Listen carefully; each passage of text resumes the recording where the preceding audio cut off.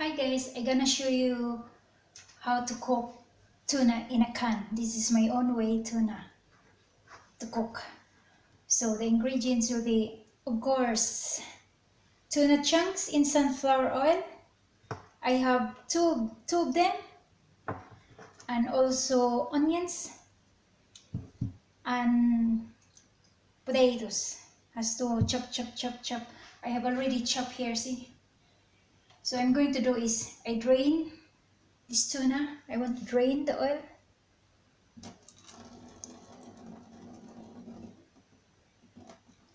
Okay, it's already drained.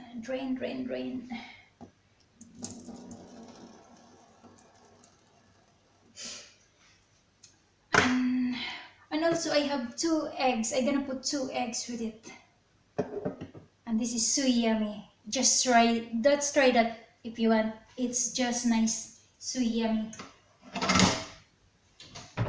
I'm gonna put some oil in here, tiny oil, just to start frying.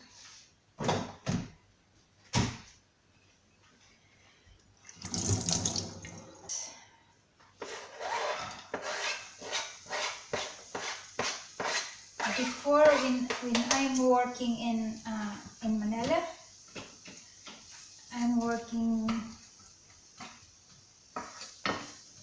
in Chinese and Filipino na amo. Tapos, pinagluto ko sila nito. Tapos, tuwang-tuwa sila kasi nagustuhan nila. Masarap daw. Parang easy ba?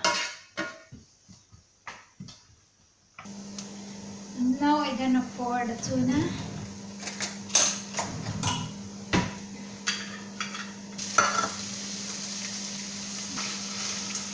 Fry. For a while.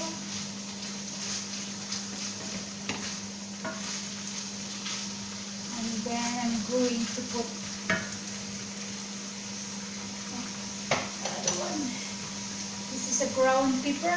I put loads in it so that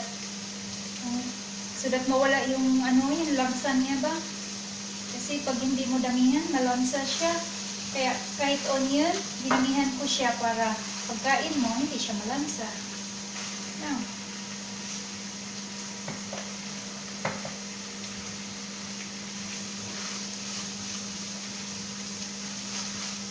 tapos ilagay ko na itong patatas.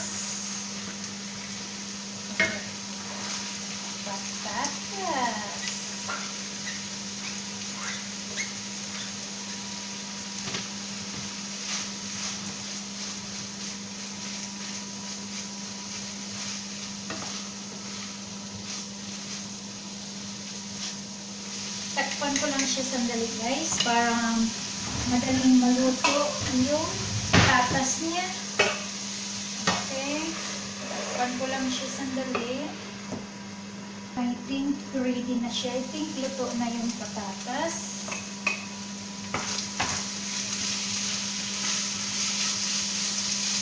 Titikman natin.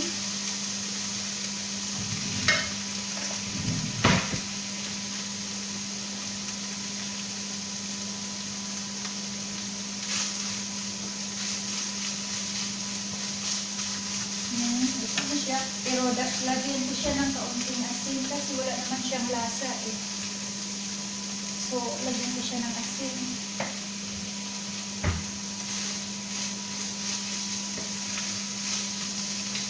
Tapos, yung egg, ganito lang siya.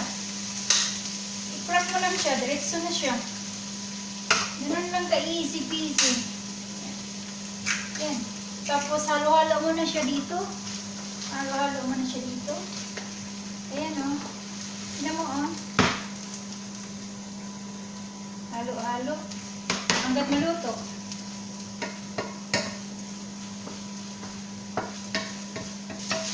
Ito. Luto na siya.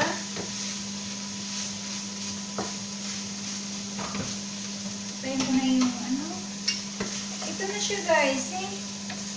Ito na siya o. Sarap siya sa kanin.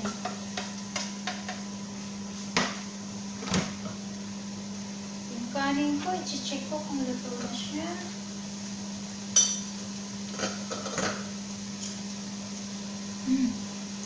Luto na siya. Pakutayin ko na rin.